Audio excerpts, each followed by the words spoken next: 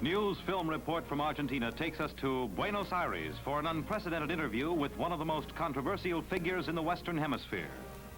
Here in Argentina's huge presidential palace, Juan Peron gives to NBC News an exclusive interview journalists have been seeking for years.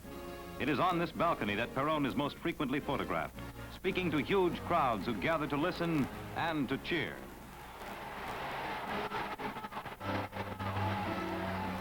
Until recently, President Peron used his balcony often as a platform for speeches highly critical of the United States.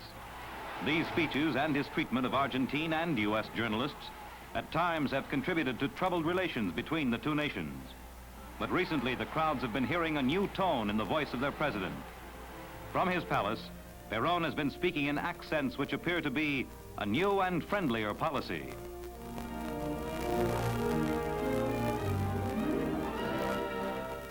One recent U.S. visitor in particular, Dr. Milton Eisenhower, brought home reports of a warmer Argentine attitude. And now a newsman from the United States is invited to the palace to meet the man who in the past has avoided our reporters. NBC correspondent George Natanson arrives, the first North American newsman to be received by Peron in private in at least 4 years.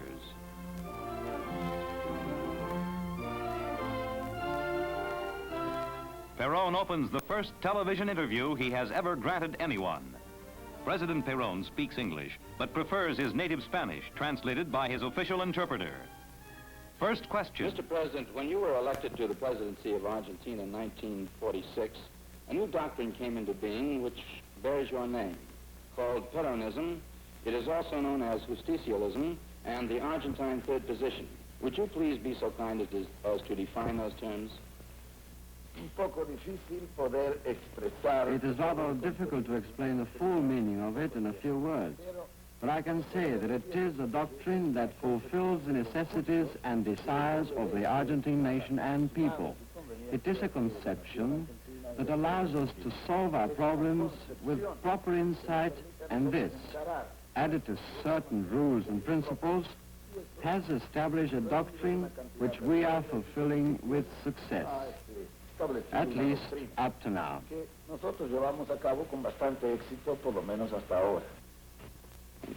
Would you say then that Argentina's third position is similar to that of several Asiatic countries, India for example? It is according to how you look at these doctrinary problems, which are basically philosophical. India has its own doctrine which fits in well only with India's own necessities and desires. In this... Mr. President, it has been reported that the Argentine Communist Party is perhaps one of the best organized in South America. Would you say that they constituted any serious threat to your government? The problem of the Communist Party in all the countries of the world is not a problem of organization, but a problem of numbers. Communism filters into our democratic organizations and into our democratic countries. So for me, the organization of the party itself is of no great importance. I compare the importance of communism in the Argentine with the number of communists. In 1946, when I was elected president of the Argentine Republic for the first time, 75,000 communists voted. When I was elected for a second term, only 20,000 communists voted.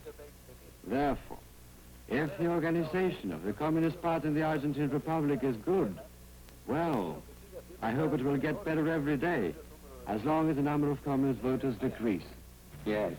Would you care to remark on the recent tour of Dr. Milton Eisenhower throughout Latin America as personal representative of the President of the United States?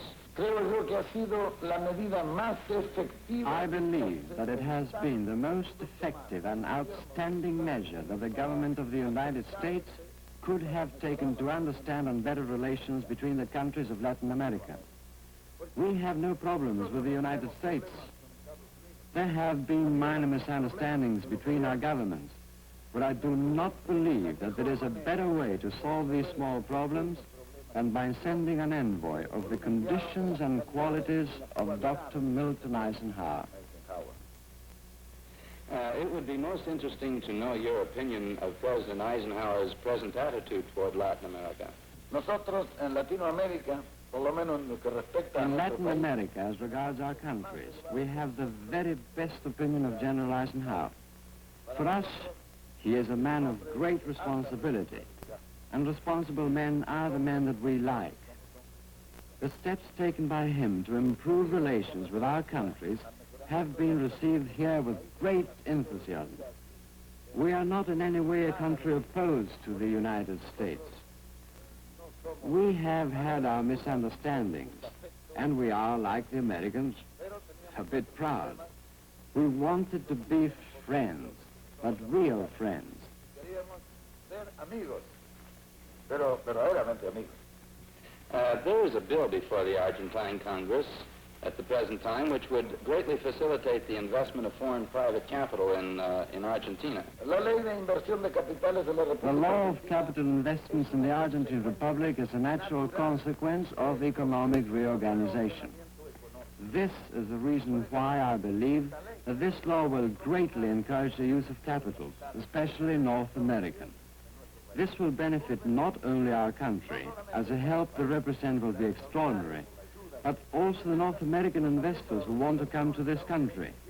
And from this union of interest, it is possible that our trade will improve as well as our relations. Countries, according to the Israeli, have no permanent friends nor enemies. They have permanent interests. amigos y enemigos permanentes, tienen intereses permanentes. What suggestions would you put forward, Mr. President, which could go toward maintaining the excellent relations which now exist between the United States and Argentina? Yo creo que la mejor medida es dejarlo I actuar. believe that the best measure is to let President Eisenhower act as he is doing up to the present moment. If he continues following this course, relations between Latin America and the United States will definitely improve. In my opinion, what these countries need is to be treated with justice and impartiality. And President Eisenhower is a just and equitable man. And we believe that the relations are going to be all right. Las relaciones van a andar muy bien. In view of the very tense situation in which the world finds herself today, what would be Argentina's position in the event of a third world war? El gobierno argentino The Argentine government has always established a perfect situation. We are Westerners and we feel Westerners. For the government of the Argentine Republic, this can be reduced to a formula which reads, within the continent, for us, the Argentine Republic, and within the world, for us, the continent. y dentro del mundo, para nosotros, el continente. I understand. Mr. President, during the past 7 years, the United States has seen fit to change her ambassador in Argentina no less than 8 times. Recently, Ambassador Neufer was recalled and another representative appointed. Later, however, Ambassador Neufer was asked to stay on, a most unusual occurrence. Would you say that this was a step forward in Argentine-United States relations? Naturalmente. es Naturally, que no habiendo there is no doubt that if there is no continuous relations with individual representatives, it is difficult that there would be continuous relations with people. I have appreciated, and the whole country has gratefully appreciated President Eisenhower's attitude in leaving us Ambassador Neufer here. He is a comprehensive and intelligent man who has helped to strengthen our relations and has complied very well with his duties as an ambassador in the Argentina. He is probably one of the best ambassadors that the Argentine has had from the United States. Mr. President, recently you severely criticized the various North American news agencies in Argentina. As a result of that criticism, would you say that the situation has improved? Hubo un tiempo en que casi todas las There was a time during which all the news published abroad lacked truthfulness. We were even ready to take matters to the international organizations against the news agencies which distorted the truth. For this reason, a report was written up in Congress. But the agencies have changed that attitude, and we are now satisfied. We do not want to create a problem. We want the truth to be said, simply the truth. nosotros hacer ninguna cuestión. Lo que queremos es que se diga la verdad. According to terms of the Argentine-Soviet Union trade pact recently signed in Buenos Aires, Russia will send to Argentina heavy industrial machinery, tractors, oil and coal mining drill equipment. Nosotros mantenemos con la Unión We Soviética- maintain the same relations with the Soviet Union that are maintained by the United States and England.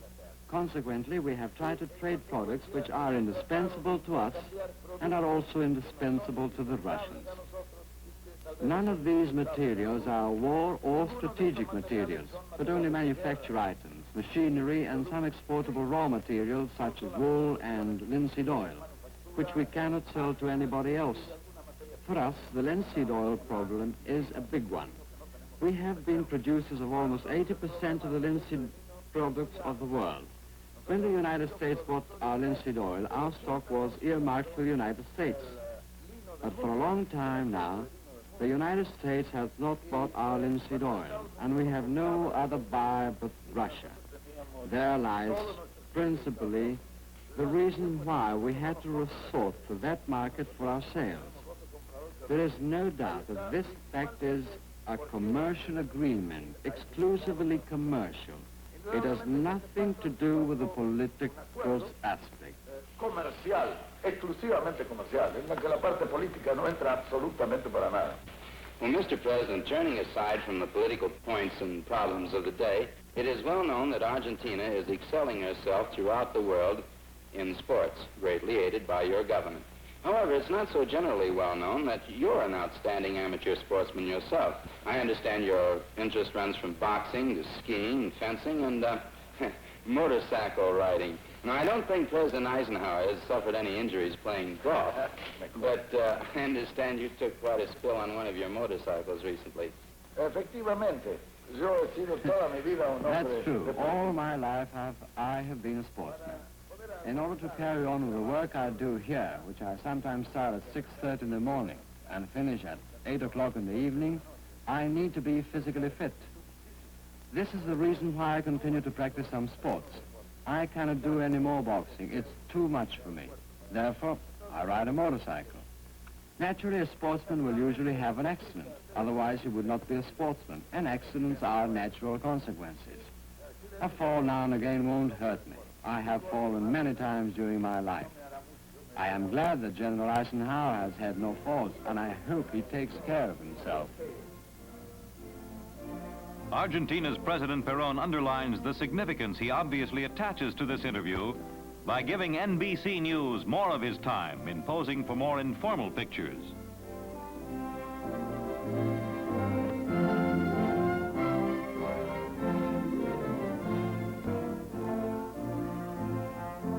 Peron demonstrates his driving skill in the Argentine sports model he uses for relaxation.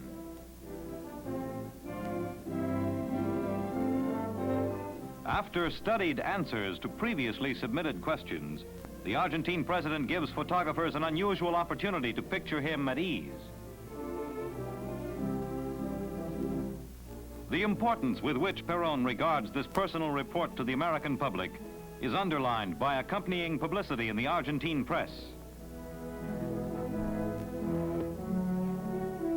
President Peron reveals a position considered a welcome change by many in both Washington and Argentina.